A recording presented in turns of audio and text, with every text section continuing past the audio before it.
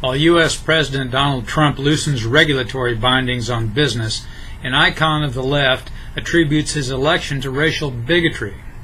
Calling Trump a fraud and a thin-skinned bully, Senator Elizabeth Warren, Democrat of Massachusetts, on April 19th told MSNBC's Rachel Maddow his election partly reflects an ugly stew of racism.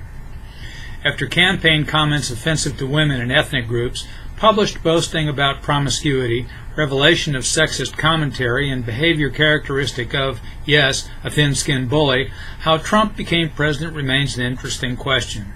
But racism? A better explanation comes from Trump supporters. Before and after the election, consistently and clearly, they said and say they're angry. But why?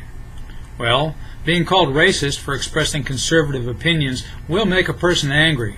Sure, racism exists. It exists in all political parties and among all ethnic groups. But the racist smear is long past tiresome, usually indefensible, and strongly suggestive that liberalism has lost potency. Trump supporters might have been driven to anger, too, by a president who for 8 years could not defend his positions without mocking anyone who might disagree. That was Barack Obama's style. It was as divisive as Trump's impetuous tweeting, but subtler and overlooked by reverent media. And Obama employed his personal unilateralism on behalf of an expansionist agenda too liberal for most Americans. Voters responded.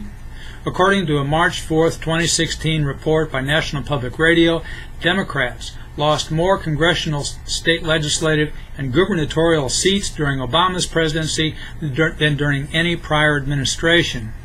Obama pushed ahead anyway, resorting to executive orders and administrative activism after Democrats lost Congress and as the economy barely grew. Americans had good reason to be angry. Trump's administration swiftly relaxed some of the business squeeze and recently took comments from manufacturers suggesting further deregulation, especially by the Environmental Protection Agency and Labor Department. Warren and other liberals will conjure threats to nature and workers and probably accuse challengers of some character flaw, misanthropy perhaps. That's their habit. It's maddening. I'm Bob Tippie, editor of Oil and Gas Journal, and that's the editor's perspective, appearing first in text at www.ogj.com on April 21st, 2017.